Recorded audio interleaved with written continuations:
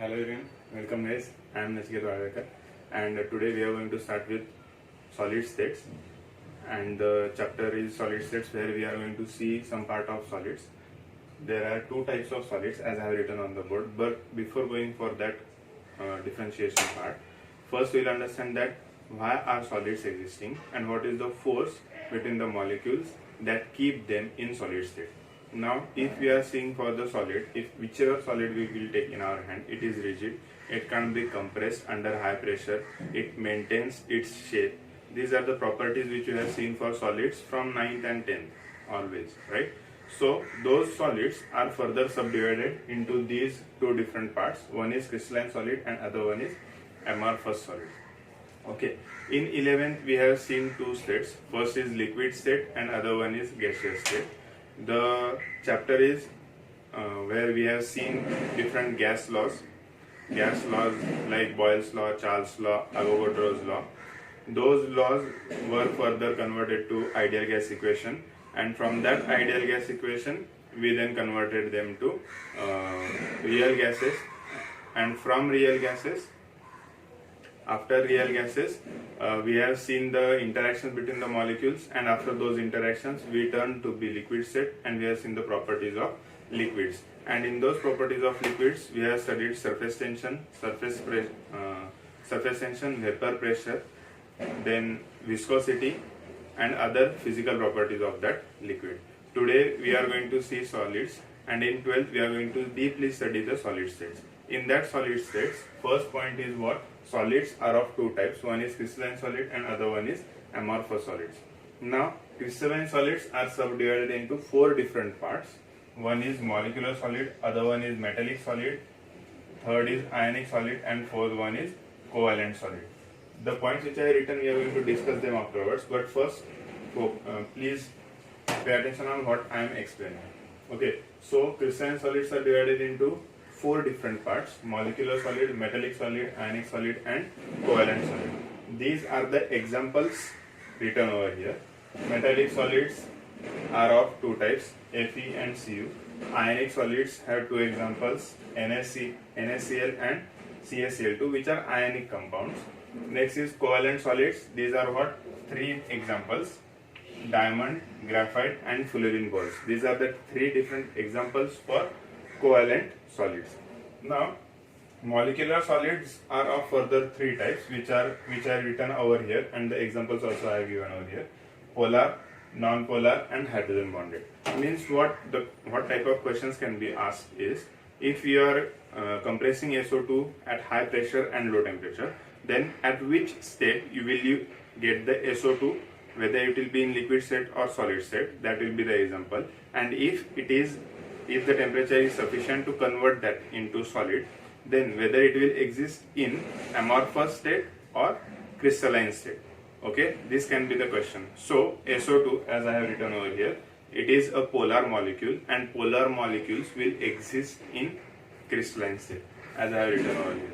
There are very few examples of amorphous solids. One example is what? CaCO3, which we know as calcium carbonate.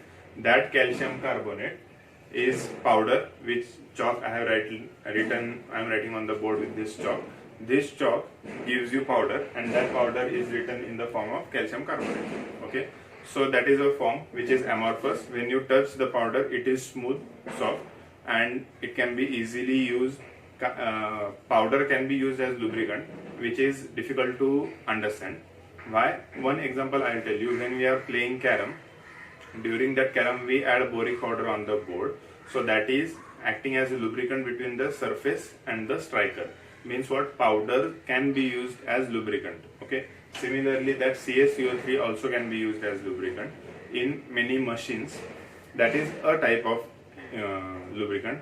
Other lubricant is graphite, where there is heavy machineries. Under heavy machineries, the graphite powder is mixed with oil or grease, and then it is filled under the frictional part of the machine, and those powders reduce the friction between the two different surfaces. Okay, so here we are having polar, non-polar and hydrogen bonded molecular solids. Now we must first understand what are polar molecules. Polar means what? There should be permanent dipole moment in a particular molecule. Now what is permanent dipole? For example, if I will take HCl, hydrogen is less electronegative, means it is electropositive, and chlorine is more electronegative, correct? So chlorine will pull the electrons from hydrogen towards itself. So the direction of electrons will be like this. Hydrogen will be positively charged, so it is represented like this, and this representation is used for dipole moment. This is the representation for dipole moment. Arrow shows the direction of electrons, and positive charge represents the electropositive atom. Hydrogen will have partial positive charge and chlorine will have partial negative charge. When two atoms of difference in electronegativity come together, there is formation of dipole moment. Means one atom will be electropositive and other atom will be electronegative. This difference leads into formation of dipole moment, and those result into permanent dipoles, and those are known as polar molecules. Means HCl is polar molecule, and when that polar molecule is having hydrogen over there, when the polar molecule is having hydrogen over there, the interaction between those molecules, interaction between the molecules is known as hydrogen bonding. Interaction between the molecules means this is a dipole and HCl is another dipole. These two dipoles are interacting with each other, and the interaction between them is known as hydrogen bonding. Why? Because we are having hydrogen present over here. Okay, in this way this type of interaction is known as hydrogen bonding. Okay, next we are going to see the interaction between the polar molecules. When we are having a polar molecule like SO2, where sulfur double bond O, oxygen is electronegative, so it will pull the electrons to both the sides, and here sulfur has lone pair of electrons. These two dipoles will give you a resultant dipole moment, which is given in this way. This resultant dipole moment will be resulting into the polar nature of that SO2 molecule. Means two different dipoles give you a resultant dipole. It is acting like a vector. If this is a direction of one vector, this is direction of another vector, then the resultant of those two vectors will be shown like this. Similarly, here I am having sulfur, double bond O is written over here. This is the representation of dipole moment. The resultant of that dipole moment will be shown like this. Okay. Similarly, I have written over here. This is resultant dipole moment of SO2. Now in this molecule, hydrogen is not present. That's why it is said to be only polar interaction and not hydrogen bonding. Okay. If dipole moment is there, and in that dipole moment hydrogen atom is present, then that is said to be showing hydrogen bonding. This is the main part of differentiation between SO2 and HCl molecule, the polar molecule and hydrogen bonded molecule. Next we are having non-polar molecules. I have written CO2 over here. Structure of CO2 is like this, where oxygen is electronegative and it is pulling the electrons with equal strength on both the sides. So these dipole moment will cancel each other. Those two different dipoles will cancel each other, and the resultant vector will be 0. That means what? Dipole moment will be 0. If the dipoles are in, if I am having these two opposite vectors, then the resultant vector will be 0 for these two vectors. Similarly, if I am having two dipole moments, these two dipole moments will show me a resultant dipole moment as 0, and resultant dipole moment is 0. That means what? The CO2 molecule is non-polar. Similarly, for hydrogen molecule, both the atoms are of equal electronegativity or electropositivity. Both are same, of equal strength. So there will be equal distribution of electrons and there will be no charge formation. That's why it is said to be as non-polar molecule. Okay, is this clear? Now there are actually 4 types of bonds. One is covalent bond, which is written over here, the bonding between hydrogen-hydrogen atoms, that is covalent bond, where there is sharing of electrons. Sharing of electrons result to formation of a covalent bond. Next is what? Metallic bond. Metallic bond means what? The interaction between the positively charged metal ion, interaction between positively charged metal ion and negatively charged electrons. Okay, that result into formation of a metallic bond. Next is ionic bond, where positively charged metal ion reacts with negatively charged non-metal ion. Okay, we can say this chlorine as non-metal. So positively charged metal ion reacts with negatively charged non-metal ion to form an ionic interaction. What is that ionic interaction? Here I am having sodium Na plus and here I am having Cl minus. There is attraction between Na plus and Cl minus ions, and that type of attraction or force of attraction is known as what? Ionic bond. Okay, and that is what? Electrostatic force of attraction. That electrostatic force of attraction between cation and anion is known as ionic bond. And next we are having, as we have seen, 3 bonds. One is covalent bond, second one is metallic bond, third one is ionic bond, and fourth one is coordinate bond. Now coordinate bond is what? The sharing of electrons between metal and non-metal. For example, if I will give you an example of K3 FeCN6, in this Fe is pairing with 6 Cn ligands, we can say. This cyanide acts as ligand, can be also said as ligand.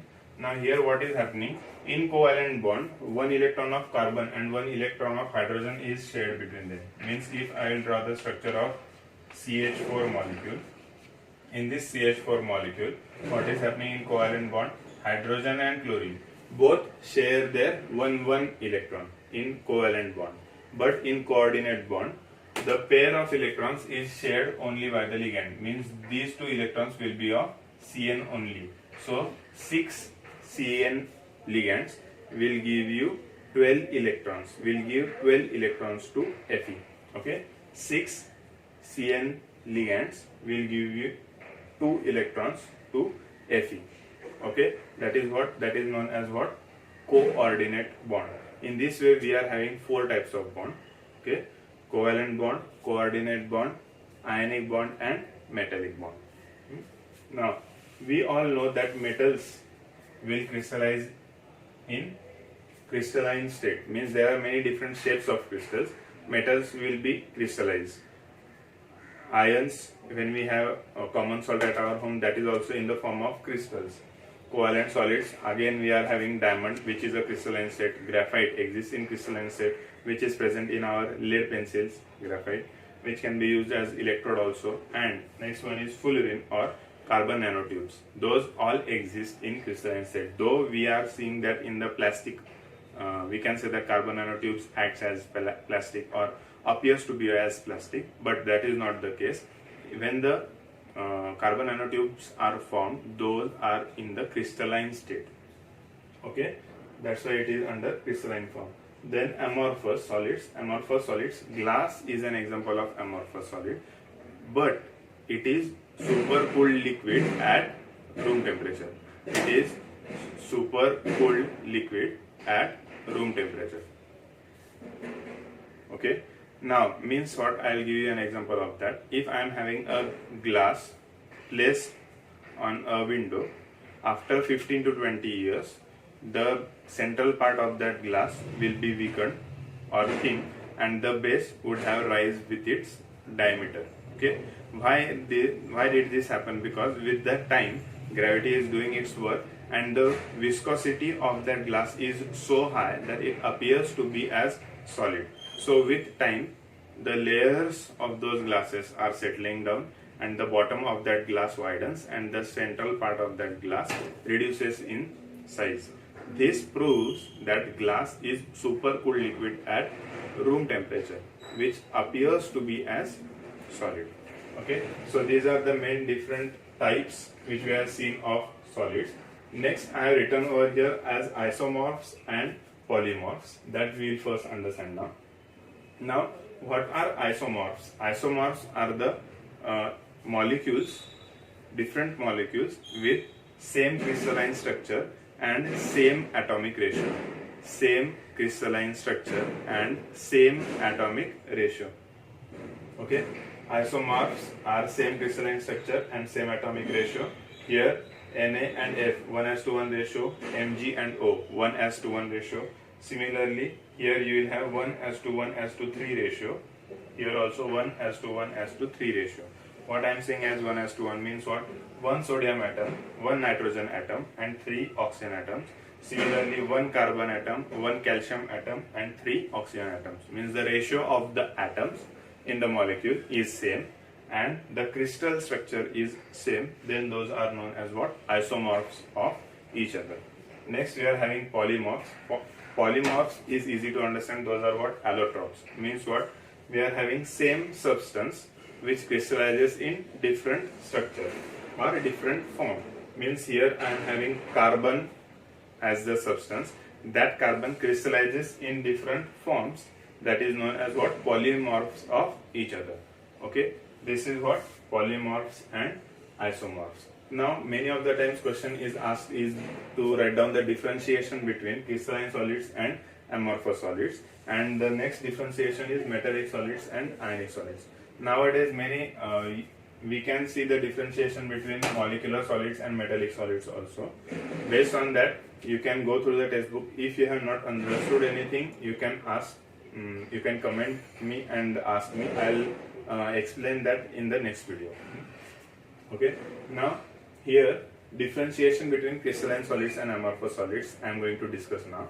Now in crystalline solids there are long range orderly arrangement of atoms.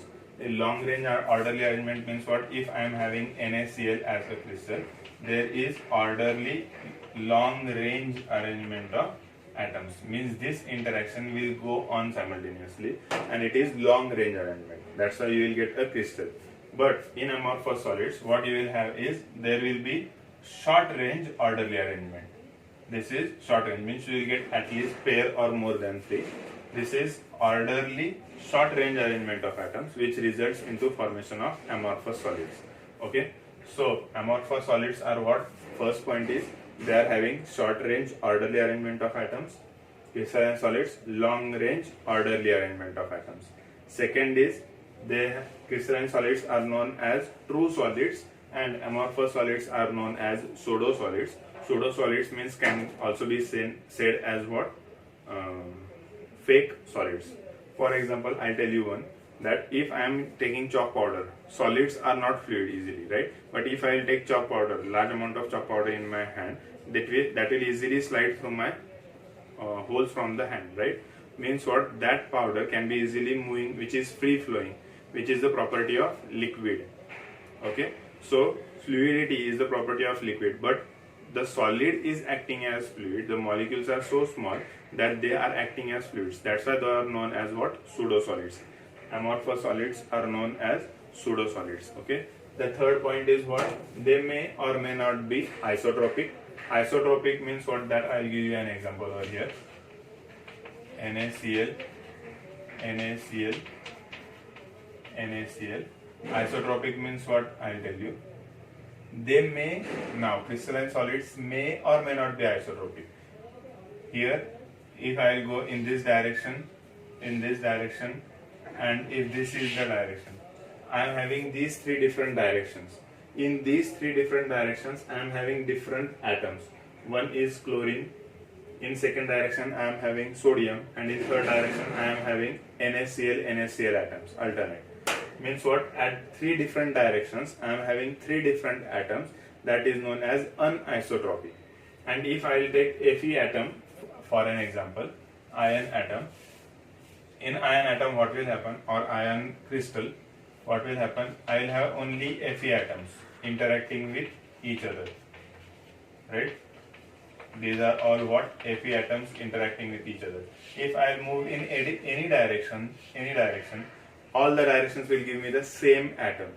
That's why it is known as what? Isotropic in nature. Means crystalline solids can be isotropic or may not be. As I have previously given an example of NaCl that was anisotropic, which I was having different atoms in different directions. Here it is isotropic, I am having same atoms at all different directions. That's why it is written as may or may not be isotropic, while as amorphous solids will be always isotropic in nature. Means in all the directions you will get the same molecule or same atom. That is known as what? Isotropic. And the last one is what? Crystalline solids will have a definite heat of fusion, or they will have exact melting point and exact boiling point. Crystalline solids will have exact melting point and boiling point. If you take any crystal and try to take its boiling point, that will give you the exact boiling point or melting point. Now we are seeing solids, that's why we will see what? Melting point. Solids get converted to liquid, that process is known as melting, and the temperature at which solids get converted to liquid is known as melting point. So that melting point remains same in all the conditions for crystals.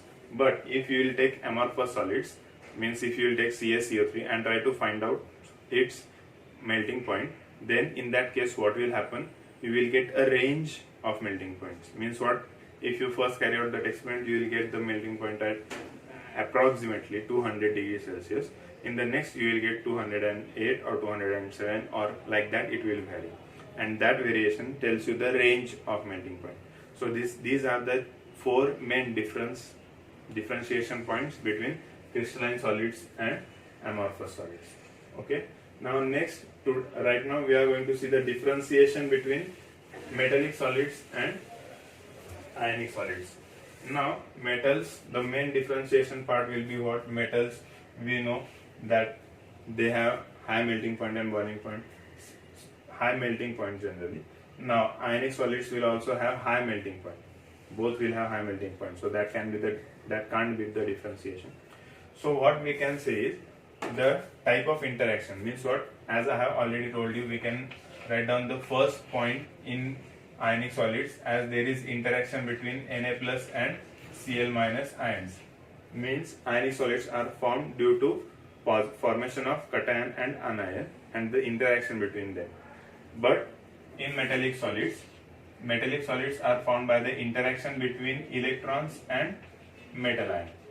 Okay, so the metallic solids are formed by the interaction between the metal atoms and negatively charged electrons. Here this is the differentiation part for ionic solids and metallic solids. Now second is what? Conductivity. In conductivity, metals are good conductor of heat and electricity, right? Whereas ionic solids are bad conductor of heat and electricity.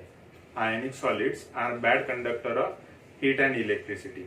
Now what I am telling you is, if I am having a solid NaCl, I am taking a bulk of NaCl solid and I am trying to pass current through those NaCl solid crystal, it won't be possible. They are bad conductor of heat and electricity.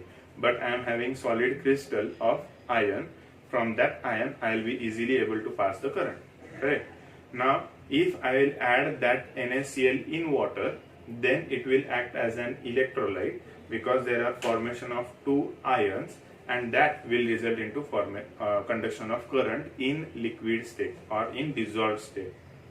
Okay, so ionic solids are good conductors of electricity when they are in dissociated form.